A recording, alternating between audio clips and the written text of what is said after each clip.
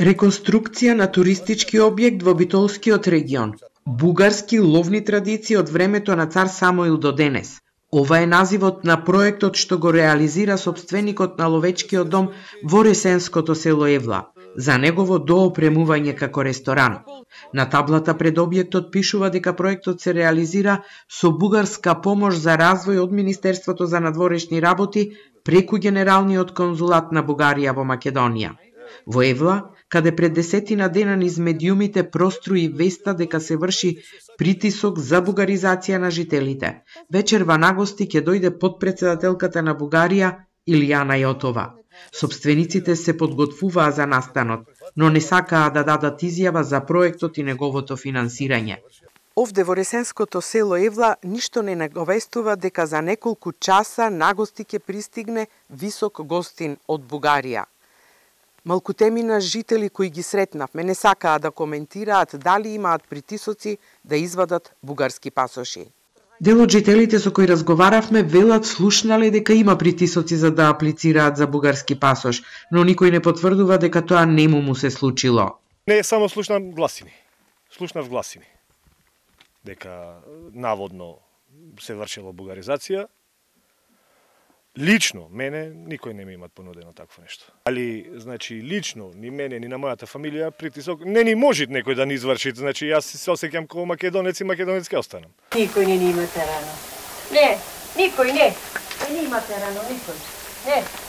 Собственикот на ловната куќа категорично ги демантира обвинувањата дека токму тој се обидува да го бугаризира населението во Евла. Се пожали дека 20 години откако се вратил од Канада, трпи обструкции при секој обид да отпочне бизнис.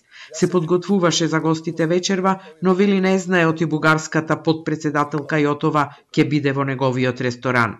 Глупостите нивни со канадско знаме и со канадски $500,000 донесени овдека за бугарски пасош ќе му давам, срамота. Ај молим те, глупај луѓе. Не сакаат да видат ништо наарно.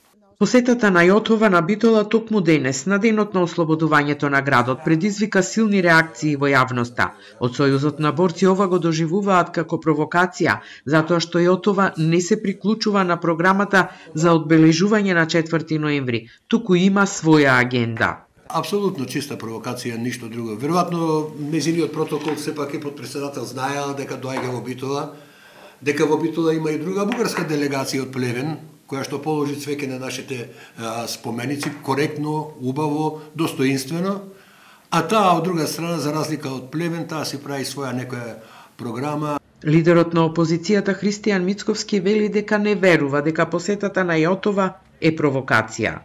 Доколку нема честна намера и доколку оваа посета се користи за политичка провокација, тогаш треба да најде на осуда од страна на властите и на осуда на граѓаните овдека во Битола и на осуда од сите, би рекол, политички и општествени чинители.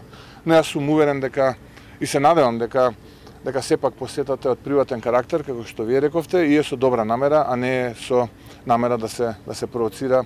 Инаку нема официјална агенда за посетата на потпредседателката на Бугарија Илијана Јотова. Неофицијално таа попладнево е во Битола, а вечерва во реконструираната ловечка куќа во Евла. Утре ќе има средба во Генералниот конзулат, а потоа ќе ги посети и воените бугарски гробишта во битолското село Цапари.